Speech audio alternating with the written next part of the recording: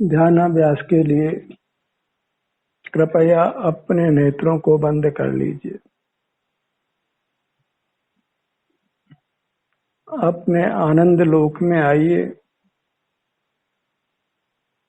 ये मनुष्याकार आनंद लोक है, ब्रह्म लोक है। उसमें सुख से निवास करिए। बाहर बहुत प्रतिकूल सामग्रियां हैं, उससे अप्रभावी रहना चाहते हैं तो भीतर अपने आनंद लोक में निवास करिए। आप बाह्य प्रतिकूलताओं से किंचित भी प्रभावित नहीं होंगे। आपका ये आनंद लोक वज्रमय होगा, जिसमें किसी प्रतिकूलता का प्रवेश होना संभव नहीं होगा।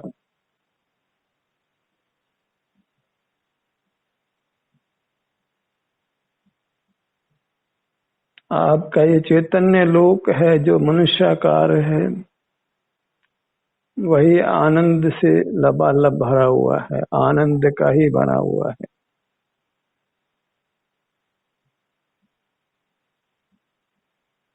प्रत्येक जीव अंतरंग में ब्रह्म लोक है, परमात्मा रूप है, आनंद की मूर्ति है। इंद्रिय द्वारों को खुला रखने से ही वह अपने आनंद से वंचित रहता है और बाह्य जगत से प्रभावित होता है।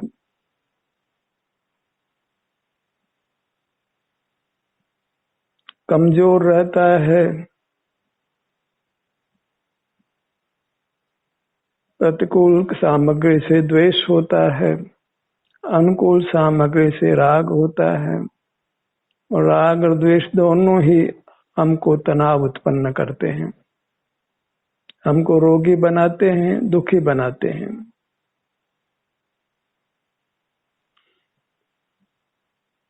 अपने आनंद लोक को पहचानिए, जिसके आप धनी हैं, स्वामी हैं, उसके भोक्ता बनकर रहिए।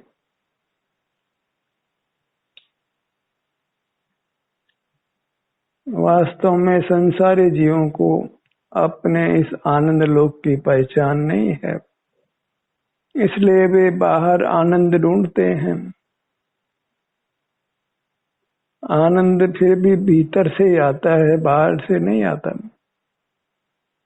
कदाचित वे स्वास्थ्य प्राप्त करते हैं तो उनको भयमुक्ता में भी कुछ सुख का अनुभव होता है।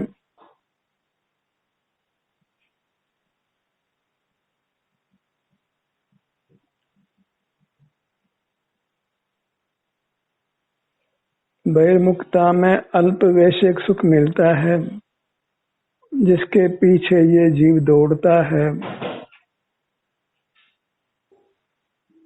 जैसे पतंगा दीपक की लौ की ओर दौड़ता है और प्राण गंवाता है, ऐसे ही पतंगे के समान जो भी इंद्रिय ज्ञान में खड़े हैं, वे समय समय पर अपने प्राण गंवाते हैं।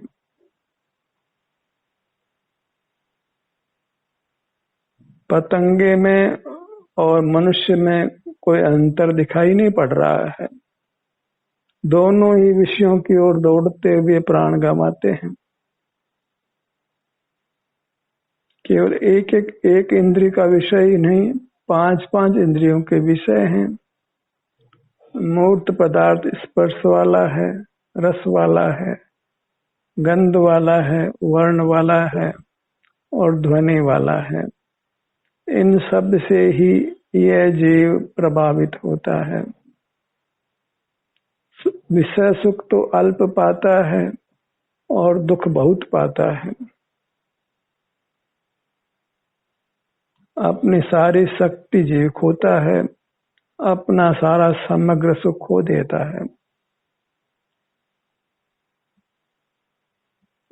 मनुष्य जन्म मिलता है यह समझने के लिए कि हम स्वयं ही सुखमय हैं। भले ही हम मनुष्याकार हैं, कोई न कोई वस्तु का आकार तो होता ही है, पर उस मनुष्य आकार जो है वो आनंद का बना हुआ है। भले इसमें मूर्त मिला हुआ है, सब धातु की काया मिली हुई है, पर हमारा स्वयं का जो अस्तित्व है वो आनंदमय है, और बहिर्मुखता के कारण ही वो अंतरंग का जो अस्तित्व है वो प्रभावित होता है और उसका सुख मलिन होता है, दुख में बदलता है। कितना भी भले शरीर में रोग उत्पन्न हुए हों, वेदना उत्पन्न हुई हो, जो अपने अंतरंग आनंद मूर्ति से जुड़ता है उसको नियम से आनंद प्रकट होता है।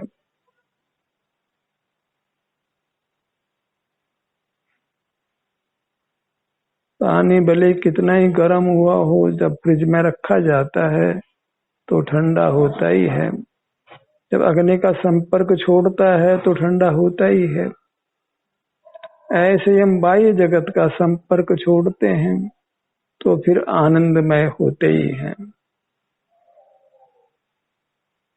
सारा पुरुषार्थ बाह्य जगत से जो हमने संपर्क बनाया है उस संपर्क को समाप्त करने का है, तभी हम अपने आनंद का स्वाद ले पाएंगे, आनंद को भोग पाएंगे। विषयों का जो लोभ हमको है, विषय सुख का, वही हमें बाहर रोकता है। धन से विषय प्राप्त होते हैं, अपनी आनंद मूर्ति नहीं मिलती है, पर हम तो धन कमाने में ही पूरा श्रम लगाते हैं, धन को बचाने में श्रम लगाते हैं और धन से आने वाली सामग्री को भोगने में लगे रहते हैं, और ये आनंद मूर्ति जो भीतर है उसकी ओर रुख नहीं करते हैं, मुख नहीं करते हैं, और नाना दुर्गतियों को पाते हैं, नाना दुखों को पाते हैं। अपने ध्यान को अपने मूर्त पर लाइए और देखिए आपको कितनी शांति मिलती है, आप कितना सबल महसूस करते हैं, कितना सुकून आपको मिलता है। जैसे दुखों का अंत हो गया है और आप अत्यंत अत्यंत प्रमोद का, सुख का अनुभव करते हैं, बिना किसी बाह्य वस्तु को भोगे हुए। बाह्य वस्तुओं के भोगने में तो निरंतर आकुलता भोगनी पड़ती ही है, पर अंतरंग में जब अपनी आनंद मूर्ति से जुड़ते हैं, जुड़े रहते हैं, तो फिर आनंद की सघन वर्षा होने लगती है। हम आनंद से लबालब भर जाते हैं, अपने को सबल महसूस करते हैं, सुखी महसूस करते हैं, निर्भय महसूस करते हैं, किसी क्रोधाधिक कसाय के तनाव को नहीं भोगते हैं।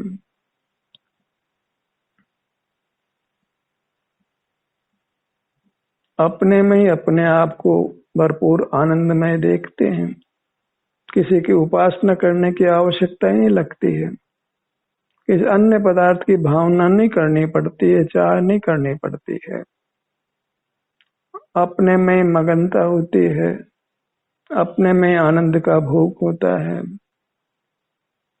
किसी से सुख की भीख मांगनी नहीं पड़ती है, और तो और किसी परमात्मा को भी याद नहीं करना पड़ता, न माता पिता को याद करना है, न मित्रों को, न किसी परिजन को, न परमात्मा को ही, न किसी साधु को ही। ये सब परद्रव्य हैं, और परद्रव्य के ग्रहण में अपना ग्रहण छूट जाता है, हम आनंद से च्युत हो जाते हैं और दुर्गति के पात्र बनते हैं।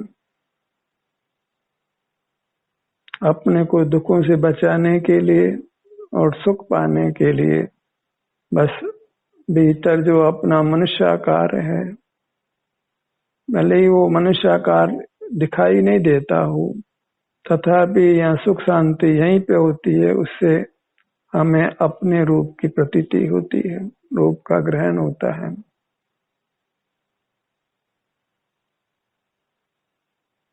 इसमें डुबकी लगाइए, इसमें इसमें संलग्न रहिए, युक्त रहिए।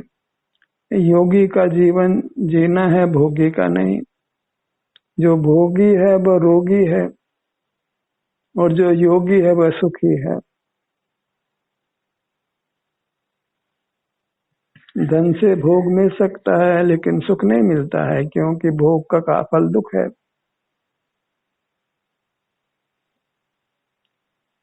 जब अपने अंतरंग से युक्त होते हैं तो धन की आवश्यकता ही समाप्त होने लगती है, अपने से ही आनंद आने लगता है।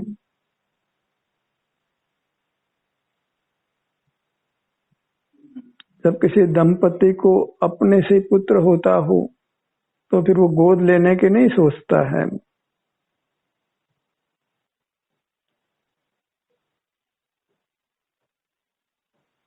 जब अपने से जब सुख मिलता है तो फिर हम किसी बाह्य पदार्थ से, चाहे वो चेतन हो कि अचेतन हो कि साक्षात परमात्मा भी हो, तो उसकी ओर नहीं देखते हैं।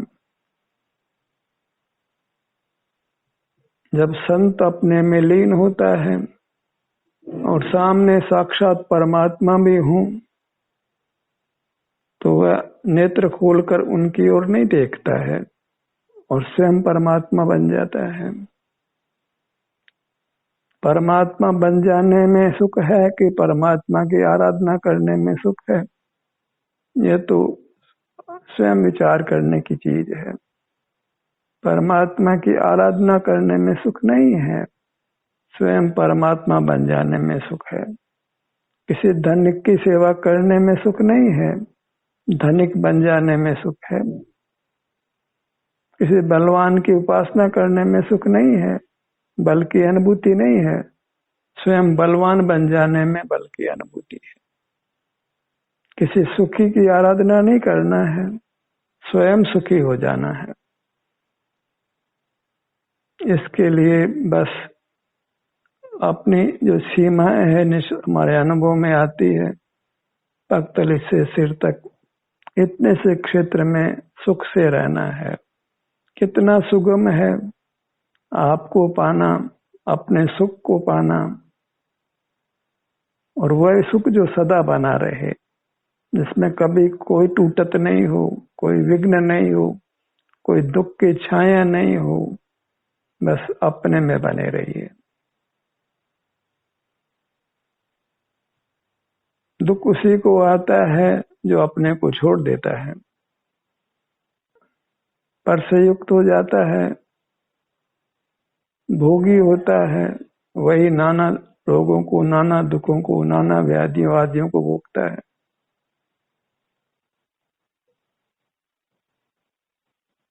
जुड़े रहिए अपने सिर से पांव तक, अपने इस भाग से, इसके किसी भी स्थान से, किसी भी अंग से, किसी उपांग से देखिए। जैसे लड्डू सर्वत्र मीठा है, मिश्री सर्वत्र मीठी है, ऐसे सिर से पांव तक आप सर्वत्र आनंद कंद हैं। आनंद का सागर उछल रहा है भीतर, जिसमें मानो अत्यंत अमृत भरा है, अमृत जल भरा है। कोई पीने वाला चाहिए, इस सुख शांति को कोई भोगने वाला चाहिए। और अपने द्वारा ही भोग्य है, कोई दूसरा इसको भोग नहीं सकता है, नष्ट भी नहीं कर सकता है। अजर अमर तत्व है भीतर, परमानंद का कंद है, बस इससे युक्त रहिए।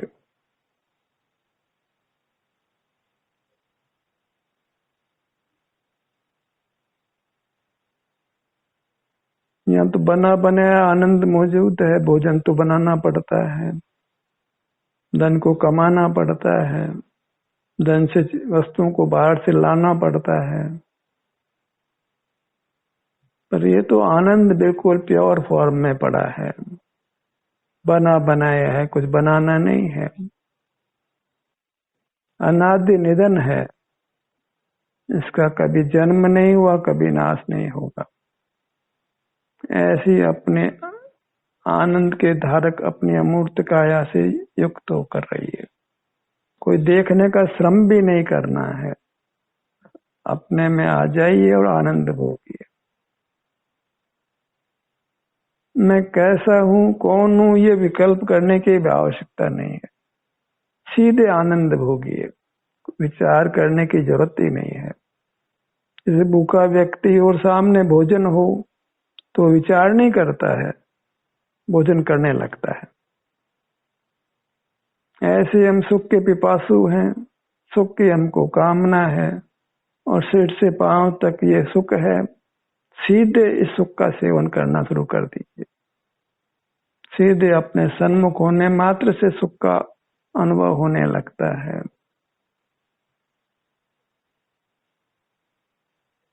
घास को भोजन मुंह तक लेने में समय लग सकता है, पर अपने बदन पर, अपने अमूर्त शरीर पर आने में तो एक सेकंड भी लगने वाला नहीं।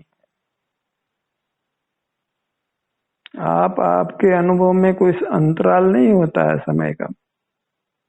जब चाहो तब भोगो। और सुख तो हम सदा ही चाहते हैं, तो सदा ही सुख भोगिए। सुख बिना क्यों रहना है? और सुख तो हमारा शुद्ध स्वरूप है।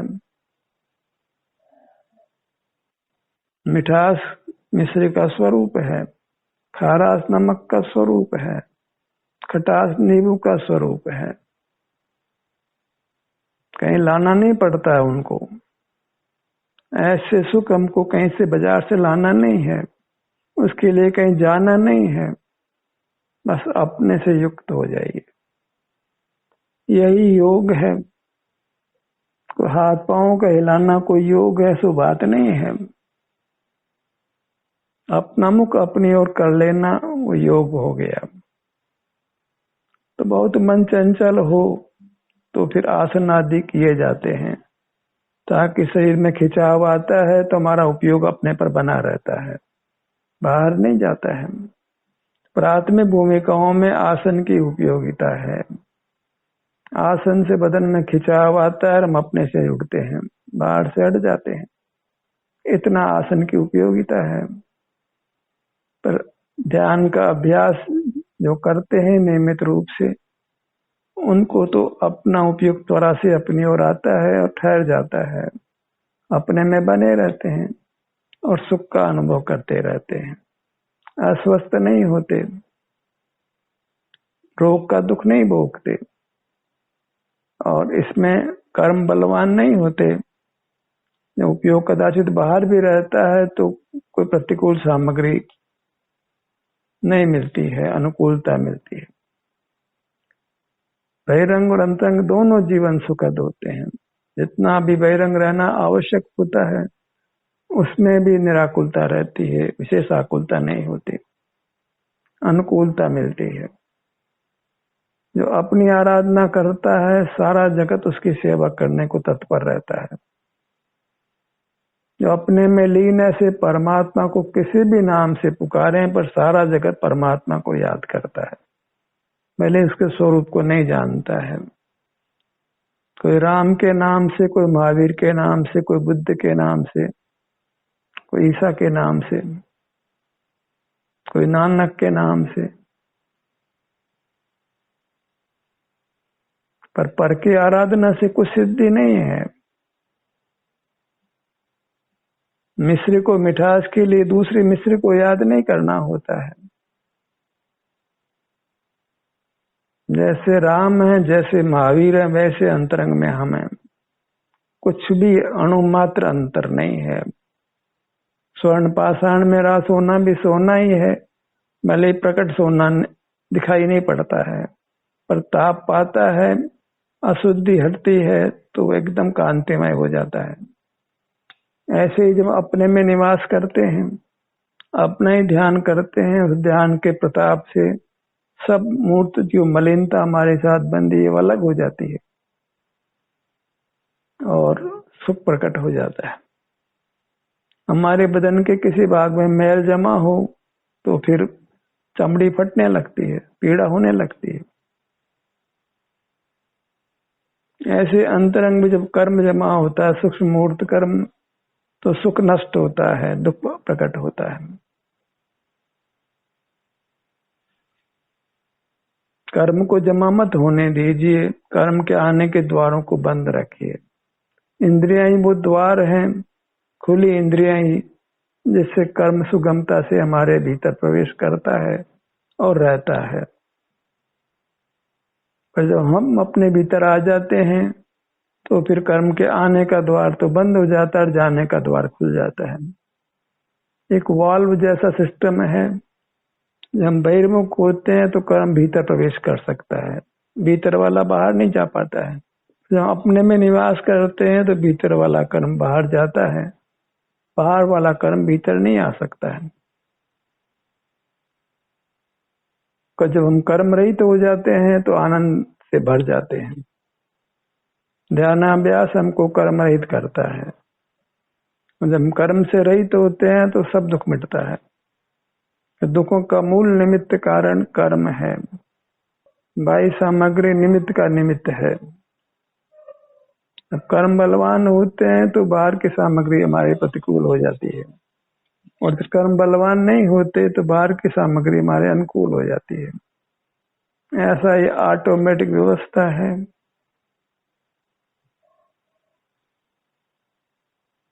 ऐसा ही कोई निमित्त में संबंध जीव और पुद्गल में बना हुआ है, पुद्गल में बना हुआ है।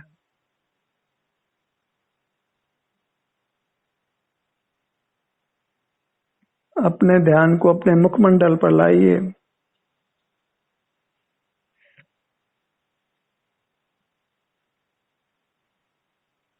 और ये काम तो हमको निरंतर करना है। बाहर से अप्रभावी रखने के लिए हमको अपने से युक्त रहना होगा। बाहर में बहुत प्रतिकूल सामग्री है जिसका कोई पार नहीं है। जहाँ जीव जीव का भोजन करता है तो वहाँ प्रतिकूलता की कोई सीमा नहीं है। बाहर में कहावत ही बन गई है, जीवो जीवस्य भोजनम। ऐसे में हम समझ सकते हैं कि बहिरंग रहने में कितनी परेशानी है, कितना दुख है। प्राण हथेली पर रहते हैं तो प्राण कभी भी नष्ट हो सकते हैं, और बार बार जन्मना मरना पड़ता है। इसलिए बहिर्मुखता से अपने आप को बचाइए। अपने मुखमंडल को लक्ष्य में लीजिए।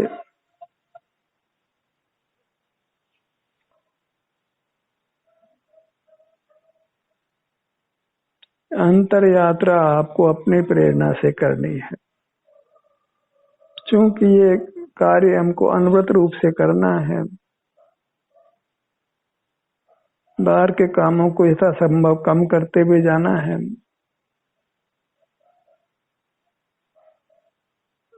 बाहर का हर काम हमको अपने से दूर करता है। बाहर के कामों से अपने आप को छुड़ाइए, निवृत्ति लीजिए जहां तक संभव है। बाहर के कामों के लिए समय बचाकर मत रखिए।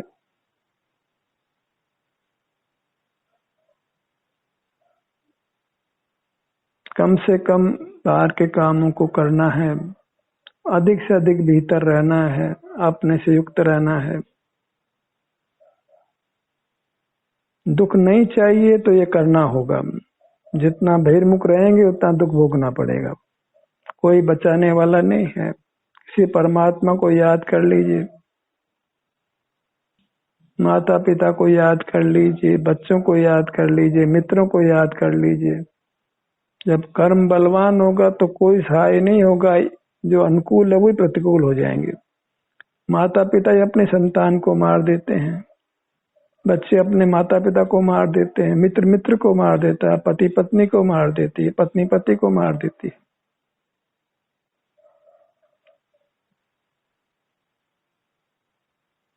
जिस धन से हम सुख पाने की भावना करते हैं वो धन ही, उस धन के निमित्त से कोई हमको मार देता है।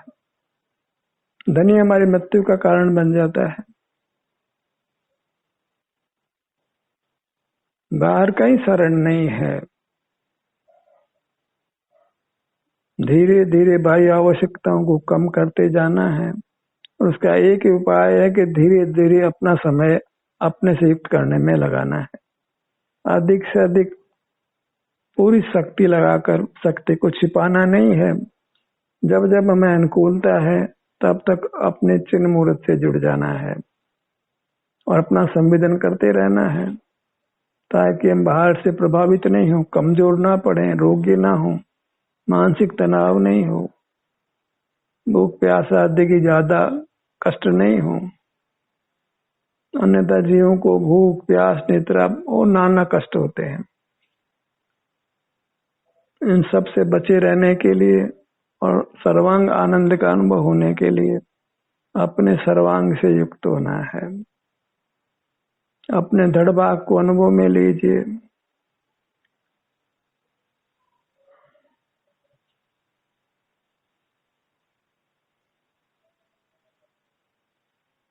दोनों भुजाएं बंद नेत्रों से भी हम अपनी किसी भी अंगुली को हिला सकते हैं, किसी भी हाथ को हिला सकते हैं, किसी भी पांव को हिला सकते हैं, गर्दन को हिला सकते हैं, क्योंकि ये सब भाग हमारे अनुभव में आते हैं। ये अमूर्त वस्तु भी अनुभव में आती है। हमारा अमूर्त हाथ पैर है, अमूर्त चेहरा है, अमूर्त धड़ का भाग है, जहाँ हम पहुंच सकते हैं, उसको मूवमेंट दे सकते हैं। पशु हो चाहे पक्षी हो, चलने के लिए पाँव को देखना नहीं पड़ता है, पशु पक्षी पाँव से चल पड़ते हैं। खाने के लिए मुंह को देखना नहीं पड़ता है, हमको भी ग्रास मुंह में लेने के लिए कोई मुंह को टटोलना नहीं पड़ता है। यह अमूर्त भी अनुभव में आता है और वह अनुभव मोक्ष का मार्ग है। हम किसी प्रयोजन से अपने अंगों को अनुभव में लेकर प्रवृत्त होते हैं, बाहर लौकिक प्रयोजन से। आप पारलौकिक प्रयोजन से अपने अंगों पांगों को अनुभव में लीजिए, बाहर का कोई काम के लिए नहीं, केवल अपने आनंद को भोगने के लिए अपने अंगों का उपांगों का एहसास करिए। अपने काया से बाहर के काम नहीं करने हैं, अपने इस अमूर्त काया से जो हमारे अनुभव में आती है उसे युक्त रहकर शांति को भोगना है। प्रत्यक्ष बाह्य साधनों के माध्यम से सुख शांति पाने के बजाय सीधे अपने से युक्त होकर भोगिए। जब अपना दायां कान दाएं हाथ से सीधे पकड़ में आता है तो घुमा करके क्यों पकड़ना है और कैसे पकड़ना है, हाथ को क्यों घुमाना है। सीधे जब आप आपके अनुभव में आते हैं, सुख सीधे अनुभव में आता है, तो विषयों के माध्यम से उसको वैश्विक सुख बनाकर क्यों भोगना है। प्रत्यक्ष अपने से युक्त होकर अतीन्द्रिय प्रत्यक्ष सुख को भोगिए और अपना वर्तमान और भविष्य सुंदर बनाइए। ध्यान का ये सत्र यही समाप्त होता है। आपकी सहभागिता के लिए धन्यवाद।